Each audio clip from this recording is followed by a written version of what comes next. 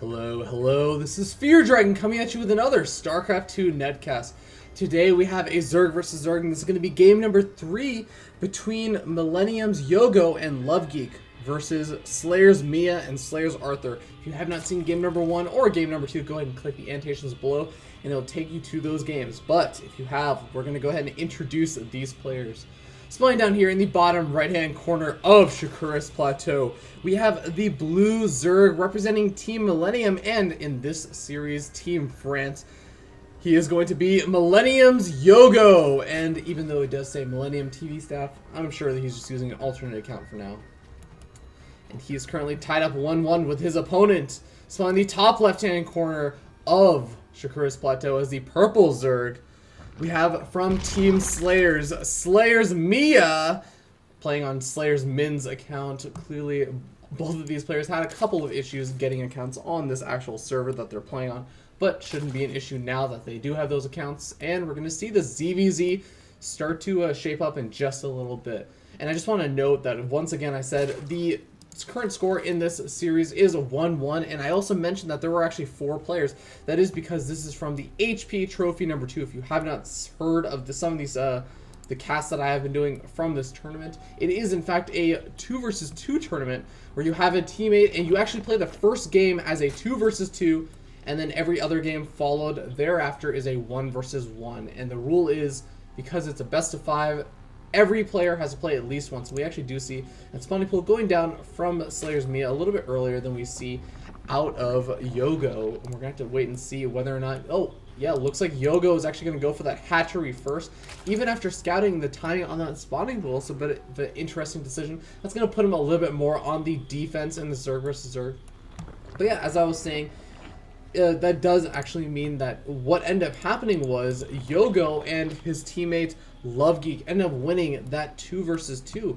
In the meanwhile, the team SlayerSMiya and SlayerSArthur ended up winning that last game, which is a PvP. So we're seeing all kinds of mirror matches shaping up in this best of 5 series. Now we do actually see a hatchery going down for Team Slayers, and it is a little bit later than their opponent, Team France's hatchery, but you know, it shouldn't be too much more delayed. It'll just give them a slight advantage. Now we can go ahead and take a look at the worker count. We do see 14 to 17 drones. Of course, Team France having a bit of that drone lead, but we do see the gas coming out from Team Slayer, so we will be seeing that Zergling speed starting to get researched very soon, I imagine.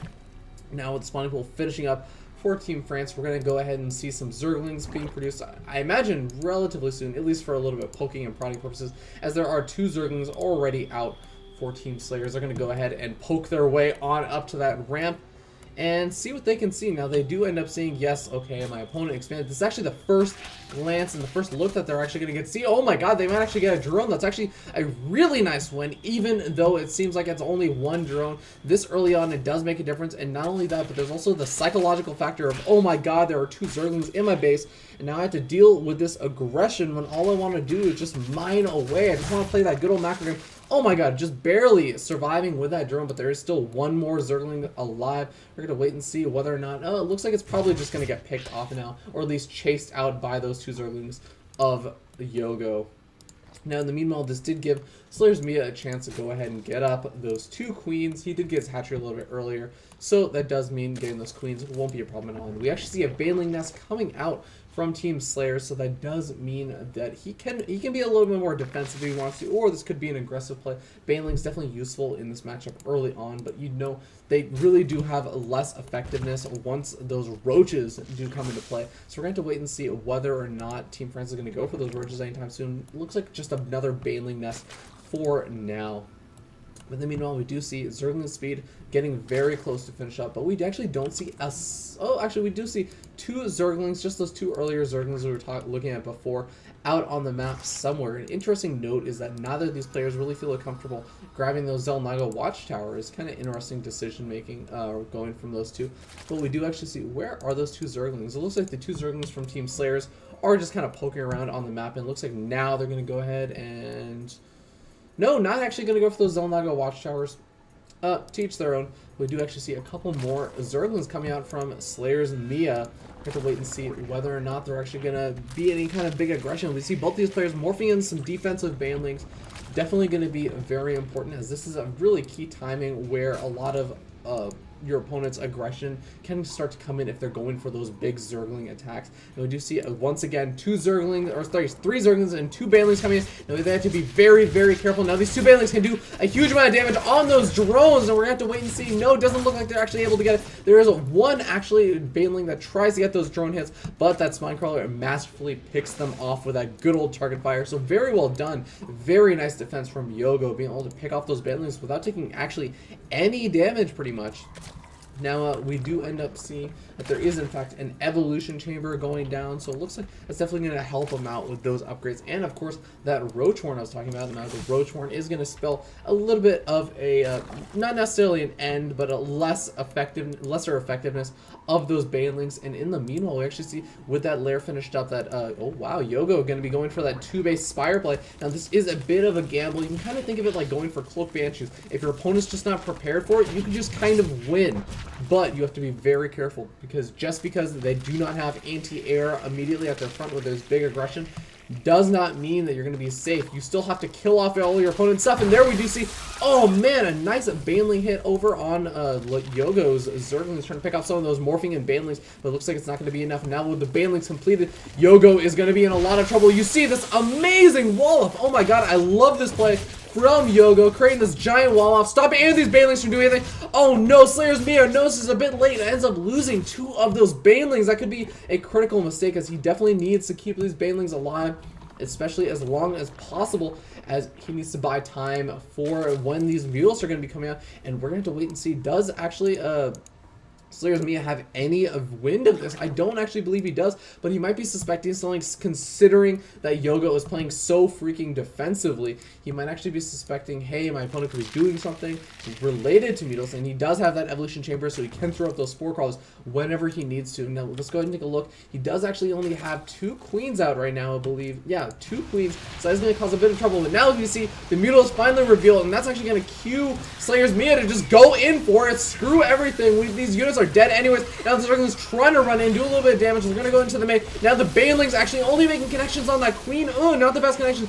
And the Mutilus are able to clean up almost the entire army. There's just not enough roaches to do a whole lot of damage. The Spinecrawler is going to get picked up, but we can see over here, these Zerglings are even going to cut off any of these kind of reinforcements, as it looks like. And we also see that really not a whole lot of damage was done in the main, so very, very well defended from Yogo. Now he's going to be making his way across the map with all these Zerglings, and now it looks like SlayerSMiya is going to be on the back foot for sure, as these mules are also going to do a nice job trying to do the best to supply block his opponent, and we're going to have to wait and see if that's actually going to happen. Now, we definitely will be seeing this hatchery going down, and the Mutilus are going to try and come in. Now, let's go ahead and take a look. We do see 1 Spore Crawler going up in the natural, 1 Spore Crawler in the main, and in the meanwhile, it looks like the Mutilus are finally coming in. Oh my god, this is like an Overlord picking off heaven for these Mutilus. This is what they were promised once they were going to go to Shakuras Plateau instead of, I guess, hell or heaven or whatever you want to call it. They were promised this Overlord paradise. But it looks like they are finally staved off from that aggression with this second Spore Crawler popping and those 2 queens being over there. And now we do end up seeing just kind of, looks like a Hydralisk Den being forced out from SlayerSMiya, and that's definitely going to help out with this Mutilus once they actually do end up popping. But it's going to be very, very difficult for SlayerSMiya to move out of his base now. As we can already see, Yogo has that 3rd expansion already up, and unfortunately for SlayerSMiya, that a 3rd expansion of his was ended up getting killed off, so he's going to be a little bit behind. We can even take a look at the worker count. We can see 60 drones to 49, definitely a lead for Yogo. And of course, this does also buy Yogo the time to go ahead and get out those infestors, as long as your opponent cannot move out without fear of getting just completely counterattacked by those Mutilus and those Zerglings. Then you can feel free to just go ahead and tech up behind those, get upgrades, get the burrow. I love this style of play. Especially those infestors, once they do have the energy, they're going to be very, very effective against those Hydralisks, as long as they can get out those key fungal growths. But you do have to remember, there are quite a few roaches out for SlayerSMiya, even though he ended up losing quite a few. And I actually don't see any, okay, we do see a couple of roaches out for Yogo, but he is a little bit behind on the roach production. I don't think it's going to be too hard for him to catch up, though, especially considering the fact that he's going to have that upgrade lead.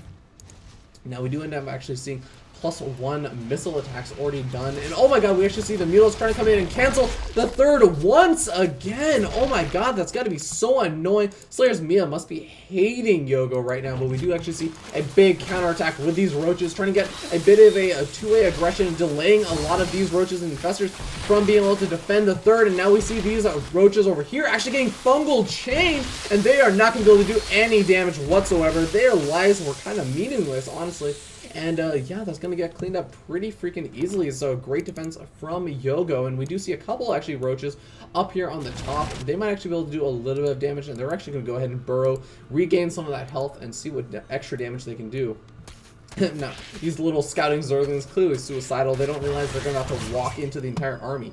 But that if he was paying attention, then Yogo should have noticed that little key off of the fact that there are those Hydralisks out now, although I suppose they were over there defending the third. Now these Mutalisks are going to be trying to move up around. I would expect to see them trying to do a little bit of harassment in the main, maybe get a little bit of scouting information as well. And oh, actually a great play from Yogo, even scouting out these hidden roaches from SlayerSMiya, so that's definitely going to work out in his favor. Now let's go ahead and take a look.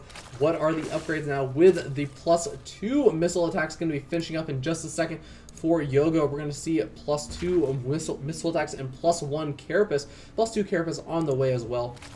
And this is going to be up against the +2 missile attacks, but no carapace upgrades out for SlayerSMiya. So that's definitely going to put SlayerSMiya a little bit behind, but he does have those Hydralisks. If he can make something magical happen with those, get some amazing concave, get a good split out to make sure that his units don't get too fungal up, then he can still do a very nice job in this big engagement, but it's going to be very, very tough for SlayerSMiya to do anything. And we actually see Yogo moving out around the map, just kind of doing a little bit of poking and prodding, and I really like this decision. He does not have to commit. Oh no, the Mule is actually running in, getting picked off. Only one Mule is left, but there's going to be the big engagement. Let's go ahead and take a look at this. You see a lot of infested Terrans being dropped down, and they were going to get hugely picked off by those Hydralisks, since the Hydralisks have so much DPS, but now with all the roaches gone for SlayerSMiya, it looks like all the roaches of Yogo are going to be able to come in straight onto those Hydralisks and be able to take them all out, even though there's no more energy on any of these infestors except for this one. This lone infestor is going to have the energy to save his army, but it doesn't look like it's going to matter. He's not going to need it. These roaches from Yogo with the superior upgrades and the superior count are going to be able to push in over to the third. He's going to put on a little bit of aggression. We're going to see there is not any really big unit rallies coming in. There is a small one over here that's going to be very much delayed, and I'm sure that all of these units are pretty much going to get picked off, but I really like this play from Yogo, bringing all of these units way over and out, and that's going to allow these units to come in almost for a flanking position, and he's going to be able to do some good damage over to his third. And once these units from SlayerSMiya try and come back to defend, he can pop these out and come in with the surround and the flank, and that can work out very well for him. But we have to remember that SlayerSMiya also is rallying in units from the natural. We see a lot of multi-pronged aggression going on, a lot of different small battles going on, but it looks like that's going to be GG. SlayerSMiya taps out and realizes he cannot defend so many different fronts, especially since it looks like Yogo was starting to take the lead in that army count. So very well played by both of these players, but it looks like Yogo really had some great defense over at that early on Bailing bus, and that really started to put him ahead. Also getting out those Mutalisks allowed him to get that map control, allowed him to get that third expansion up, and also deny the third expansion of his opponent, SlayerSMiya. And that pretty much kind of snowballed and allowed him to build up that huge roach infestor army and take that big engagement. So very well played, and thank you so much for watching. That's actually going to put this series 2-1 in Team France's favor. So MilleniumYogo and LoveGeek are both going to be up 2-1. They only need to win one more game against the two Koreans on Team Slayers. And we're going to have to wait and see in game number 4 if this is going to be brought out to game number 5. I really hope so. And I will see you guys there.